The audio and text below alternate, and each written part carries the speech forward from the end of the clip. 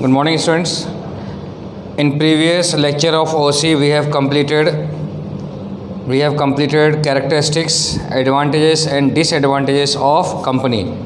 Today we are going to start types of company. Types of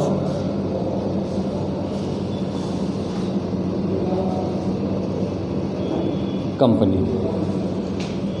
The first one is this table, this chart I have already prepared in previous video lecture. Right now explanation. First one is stationery company. Stationery company.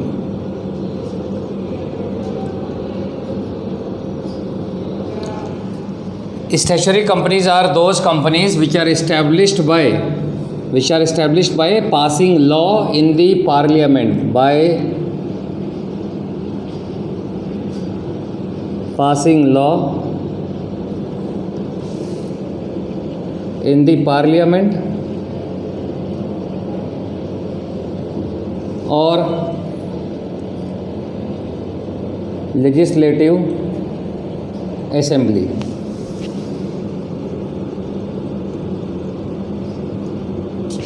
Such institution or organization or company is called statutory company. Now, according to textbook, it comes into existence by special law of parliament or legislative assembly. For example, Reserve Bank of India, RBI, then Life Insurance Corporation of India, LIC, Life Insurance Corporation of India. These are the examples of statutory companies. Such institution, RBI and LIC, are established by passing special law, not law, special law. Special law in the parliament at central level or legislative assembly at state level. Then such institution or organization is called statutory company. Examples are Reserve Bank of India, Life Insurance Corporation of India. The first topic, statutory company, is completed. Second,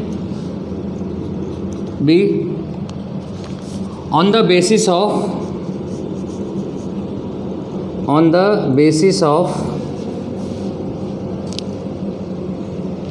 number of members.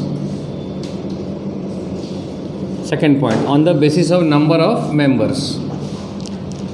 On the basis of number of members, it has three types: public company, second one is private company, and third one is single person company. Single person company. Now first, public company, it has three types. First one is company limited by share capital. Company limited by share capital. Second, company limited by guarantee.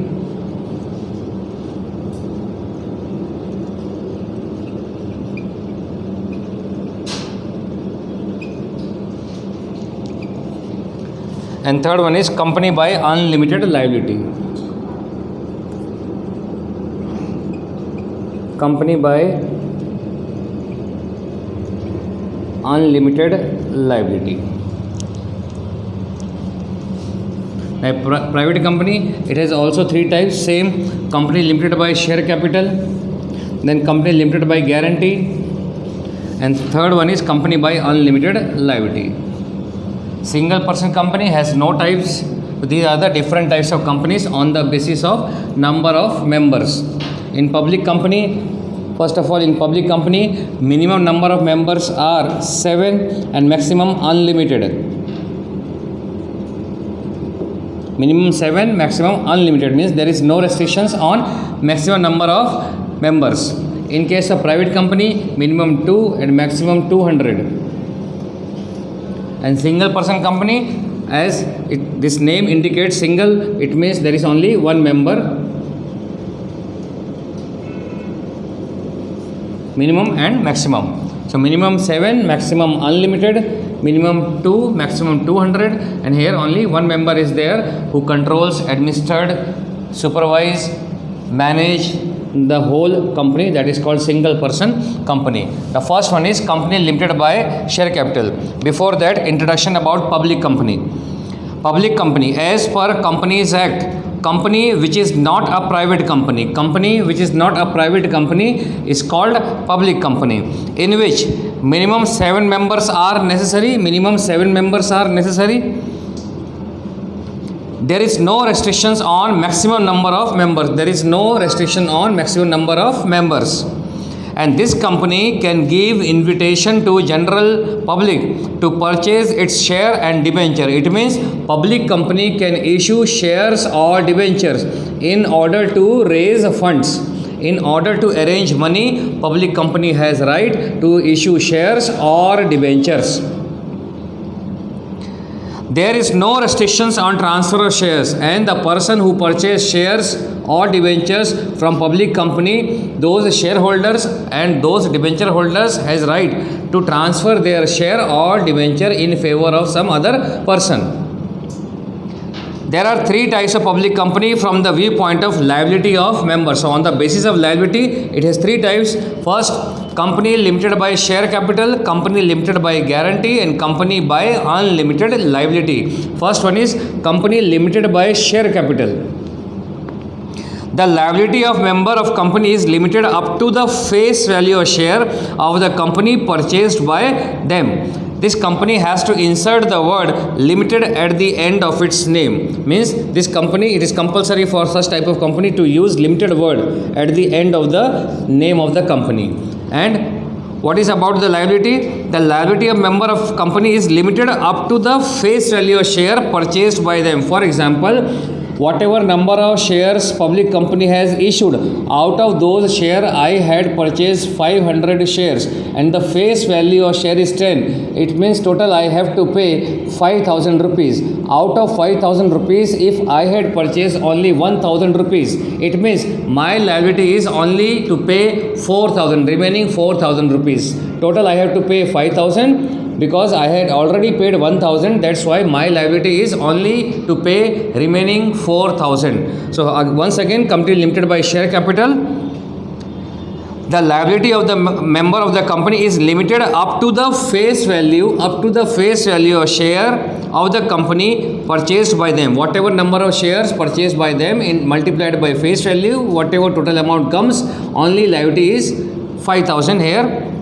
Now second, company limited by guarantee. Second one is company limited by guarantee. Such companies are not issuing shares. Such companies are not issuing shares in order to raise funds, in order to arrange money. Here they are giving offers to general public to pay a certain amount, and in such type of companies, general publics are giving guarantee or promising to the company to pay a certain amount. For example, if this company is limited by guarantee and in this company I had promised to pay 20,000 rupees, here I am not purchasing any share. I am giving promise or giving guarantee to pay 20,000 rupees to the company. It means, and out of 20,000, suppose I had paid 3,000 rupees in advance. It means my liability is only to pay total 20,000 rupees, and out of 20,000 I had already paid 3,000. That's why now my liability is only to pay remaining 17,000. This is called company limited by guarantee. According to textbook, the liability of the members of the company is limited up to the amount guaranteed by them. Whatever amount the person is promising to pay, only that amount is to be paid by the particular person. If I had promised to pay 20,000 rupees, it means my liability is only to pay 20,000 rupees. Member has to pay guaranteed amount at the time of liquidation of the company. At the time of liquidation of the company means, suppose I had paid 3,000 rupees, now remaining amount is 17,000. This 17,000 I can pay whenever that amount is demanded by the company. Whenever company will demand, suppose company is demanding now to pay 5,000. So out of 17,000 I will pay 5,000. Now remaining amount is 12,000. So whatever amount is remained, if it is not called by the company, that amount we have to pay at the time of liquidation of the company. Means when company shut down, when company winds up, in that case we have to pay the remaining amount, means 12,000. Suppose out of 12,000, company has demanded another 5,000. So out of 12,000 we had paid 5,000. Now amount balance is 7,000. If company is not demanding this 7,000 during its life, in that case at the time of liquidation we need to pay remaining 7,000. Means our total liability is up to 20,000. 3,000 I have already paid, then 5,000 already paid, then 5,000 paid, 3 plus 5 8, 8 plus 5 13. Now 7,000 is remain left. If company is not demanding this 7,000 during its lifetime, then at the time of company's liquidation or when company wind up, in that case we have to pay this remaining 7,000 because we had guaranteed to pay total 20,000. Next one is company by unlimited liability. Unlimited liability you have already done number of times in partnership or sole proprietorship. Private company has same 3 types, means same explanation, only introduction about private company.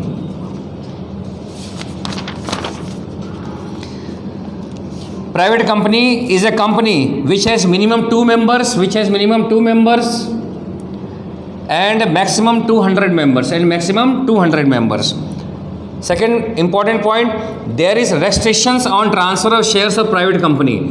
It cannot invite public to purchase its shares or debenture. Means such company cannot issue shares or debentures to general public. They can issue shares or debentures only to their members. Whatever number of members are there, maximum there must be 200, but suppose if this company has 100 members, so such company can issue shares or debentures only to these 100 members. They cannot issue shares or debentures to general public. So there is restrictions on transfer of shares of private company. It cannot invite public to purchase its shares or debentures. There are 3 types of private company from the viewpoint of liability. Again same, company limited by share capital, company limited by guarantee, and company by unlimited liability. But important point, in case of unlimited liability and company limited by share, important point once again, company limited by share capital, the liability of member is limited up to the face value of share purchased by them. Same explanation. The important point, limited private company has to insert the word private limited. They need to use the word private limited. If company is limited by share capital, then private limited word is used at the end of the name of the company. If company is limited by guarantee, then they need to use private word at the end of the name of the company. And if company with unlimited liability, again same, private word at the end of the name of the company. These are the important points. If company is limited by share capital, it is a private company and limited by share capital, then they need to use private limited at the end of the name of the company. Now last, one person company or single person company. One person company means in which one person is a member, only one person is a member. One person company can enter into the contract with the director who is its member. The same person is the director of the company. A written consent of such person is essential in one person company. So in case of one person company, the person who has started the business, he is the promoter, he is the director, so he has to give written consent. Written consent.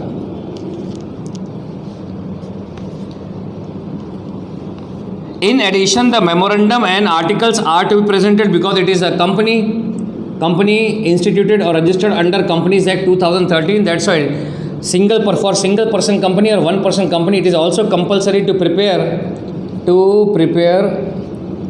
MOA, memorandum of association, and article of association, similar to public company or private company. Then in addition, the memorandum and articles are to be presented before the register of companies at the time of incorporation of company. Means single person company also requires to follow the same formalities, same procedure which a public company is required to do. There was no provision for one-person company in the Companies Act 1956. Means in the former act, Companies Act 1956, there was no rules and regulation in order to start single-person company. But private company can be one-person company as per the provision of Companies Act 2013. Means single-person company should not be a public company. It can be a private company. So second topic, B part is completed on the basis of number of members. Next one is from the viewpoint of control. Third one is viewpoint of control. Once again, first topic A, we have completed a statutory company which is established by passing resolution in the parliament or in legislative assembly. Then such institutions are established. Examples are Reserve Bank of India, Life Insurance Corporation of India. Such companies are called statutory company. Then second, on the basis of number of members, public company, private company, single person company, public company and private company are of three types: company limited by share capital, company limited by guarantee and company by unlimited liability. Company limited by share capital, first of all, public company. Public companies are those companies which are not private company. Such companies can raise funds by issuing shares or debentures, and minimum in public company minimum numbers of members should be 7 and there is no restriction on maximum number of members. So far as private company is concerned, private companies are those companies which cannot issue shares or debentures to general public. Minimum number of members are 2 and maximum 200. Private company is also of three types. One person company means single person company. Single person company cannot be a public company. It may be a private company. Then public company and private company is also of three types. Company limited by share capital, in which such companies can raise funds by issuing shares, and whatever number of shares they had issued, out of those shares, if shareholders are purchasing a particular number of shares, they are liable to pay only this amount, only up to the limited amount. Means they are liable to pay the amount for which they had purchased share. In case of company limited by guarantee, whatever amount, the investor has or member has promised to pay, only up to that amount he is liable to pay the amount. For example, in case of company limited by guarantee, I had promised to pay 20,000, the whole amount I had promised to pay 20,000, then my liability is only up to the 20,000 rupees. And company by unlimited liability, we all know what is unlimited liability. If I am not able to pay the amount, then I have to dispose my company's property as well as my personal property to pay the liability. Third is on the basis of control. Third point.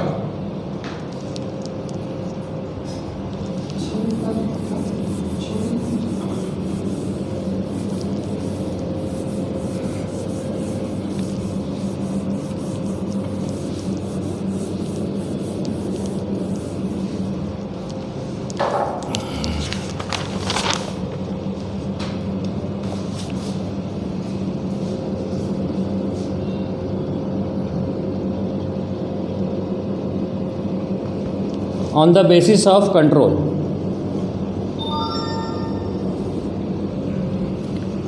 First one is government company.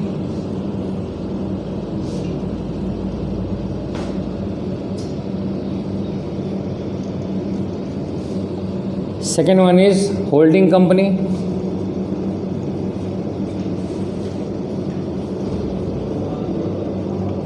And third one is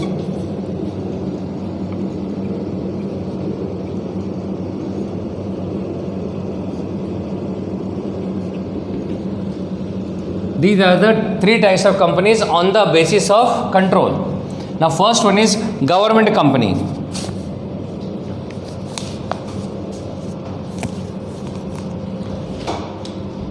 If the minimum 51% of the paid up capital of a company is held by central government or state government or more than one state government or central government and one more than one state government, is called government companies.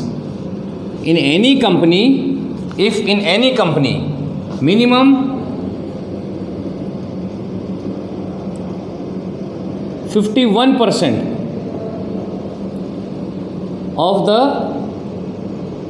paid up capital of the paid up capital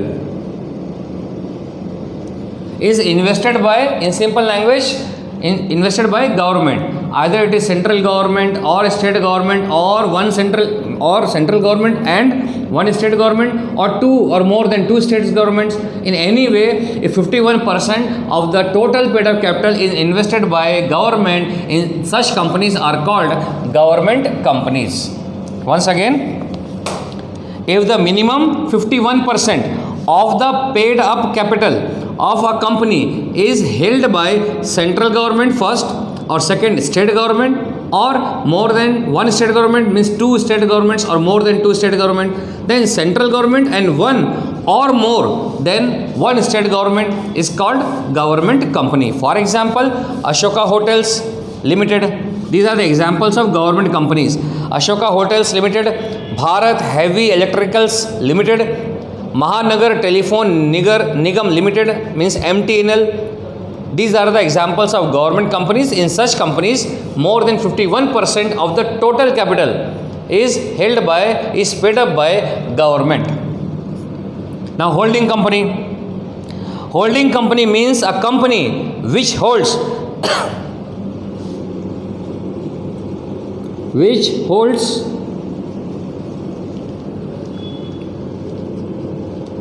more than 50% shares of other company. So any company, for example, this is company A and this is company B.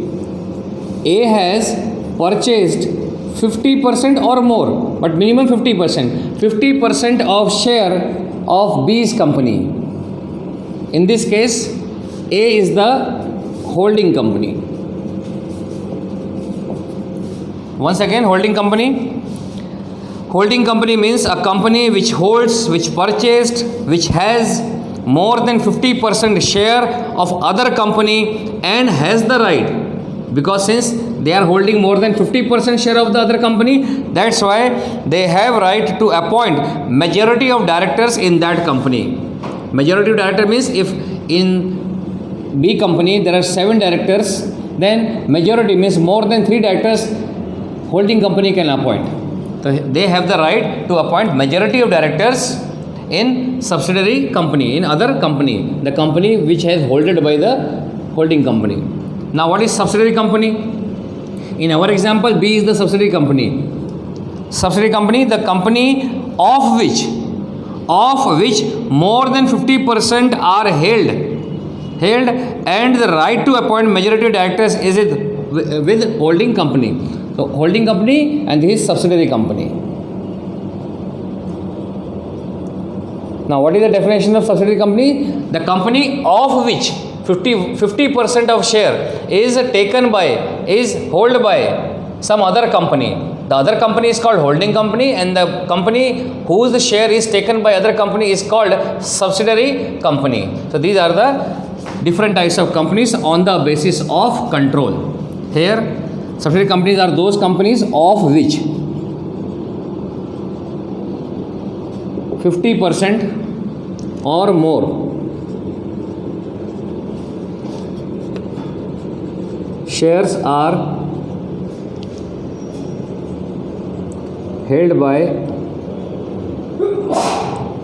other company. So on the basis of control, it's completed. Now last topic.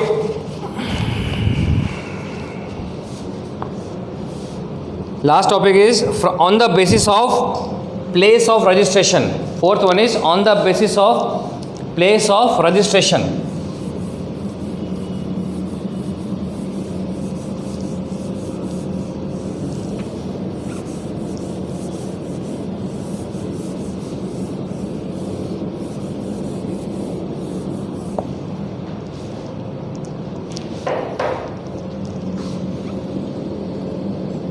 On the basis of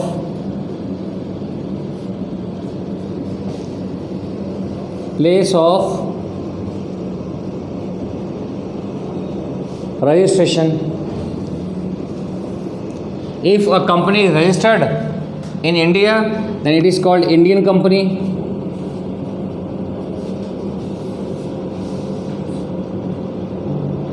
Or if any company is registered outside India, then it is called foreign company. Foreign company means on the basis of registration, companies are of two types. One is Indian company, other is foreign company. Now Indian company, the company which is registered in India, the company which is registered in India under the Indian Companies Act, under the Indian, first one is under the Indian Companies Act, under the Indian Companies Act, or second one is, or if it is passed by, we have already studied, passed by special law in Parliament or Legislative Assembly.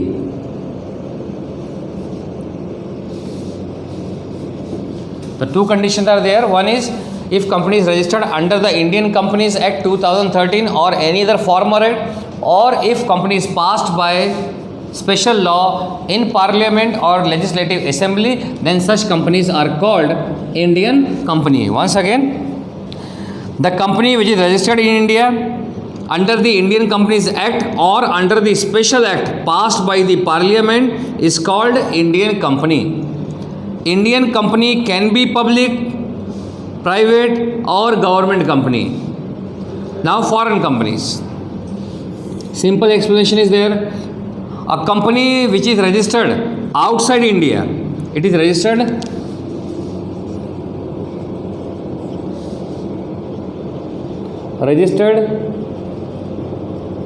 outside India, whose registered office is not in India, because it is registered outside India, so there is common sense we have to apply that registered office is not in India. Registered office is not in India.